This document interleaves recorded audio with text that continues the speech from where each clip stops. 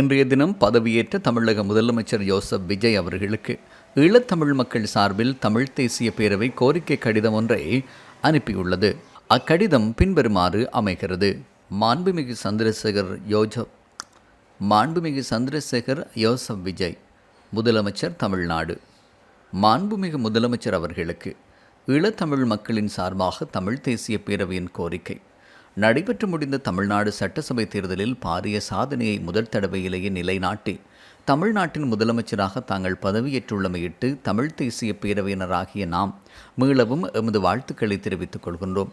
தமிழ்நாட்டின் ஆட்சியை பொறுப்பேற்று நிற்கும் தங்களுக்குள் பாரிய பணிச்சுமைகளுக்கு மத்தியில் எமது கீழ்வரும் கோரிக்கைகளையும் கவனத்தில் கொள்ளுமாறு தயவுடன் கேட்டு நிற்கின்றோம்.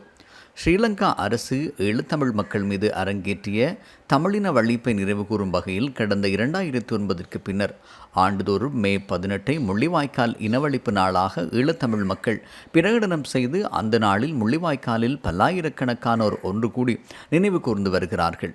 ஈழத்தமிழ் மக்களது மேற்படி நீதிக்கான போராட்டத்திற்கு வலு சேர்க்கும் வகையில் கடந்த 2013 ஆண்டு தமிழ்நாடு சட்டமன்றத்தில் பிரதிநிதித்துவம் பெற்றிருந்த அனைத்து கட்சிகளினதும் ஆதரவுடன் ஈழத்தமிழர்கள் மீது இடம்பெற்ற இனவழிப்பு என்றும் அதற்கு சர்வதேச குற்றவியல் விசாரணை அவசியம் என்றும் சட்டசபையில் தீர்மானம் நிறைவேற்றப்பட்டிருந்தது.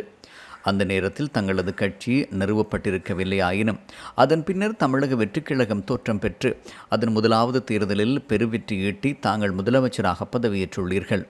இந்நிலையில் தாங்களும் தங்களது தலைமையிலான தமிழ்நாடு அரசாங்கமும் ஈழத்தமிழர்கள் மீது இடம்பெற்றது இனவழிப்பு, அதற்கு சர்வதேச குற்றவியல் விசாரணை அவசியம் என்ற அதே நிலைப்பாட்டிலேயே மிகவும் இறுக்கமாகவும் உறுதியாகவும் பயணிப்பீர்கள் என்ற செய்தியை அனைத்து தரப்பினருக்கும் வழங்கும் வகையில் மேற்படி 2013 ஆண்டு சட்டசபை தீர்மானத்தையொட்டி ஓர் தீர்மானத்தை இம்மே மாதத்தில் கூடும் தமிழ்நாடு சட்டசபையின் ஆரம்ப அமர்விலேயே தங்களது தலைமையில் நிறைவேற்றுவது ஈழத்தமிழ் விவகாரத்தில் தமிழ்நாட்டில் ஒரு தொடர்ச்சியான உறுதியான நிலைப்பாடு உள்ளமையை வெளிப்படுத்துவதாக அமையும்.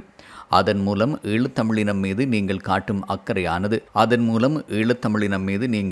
அக்கறையானது கொடிய இனவழிப்புக்கும் சர்வதேச குற்றவியல் விசாரணையை வலியுறுத்தி வரும் ஈழத்தமிழர்களுக்கு வலு சேர்ப்பதாகவும் அமையும் என்பதுடன் உலகெங்கும் வாழும் ஈழத்தமிழர்கள் இதயங்களில் நீங்காத இடத்தை தங்களுக்கு வழங்கும் என்பதனையும் தெரிவித்து மீண்டும் எமது உளபூர்வமான வாழ்த்துக்களையும் தெரிவித்து நிற்கிறோம் என அந்த கடிதத்தில் குறிப்பிடப்பட்டுள்ளது.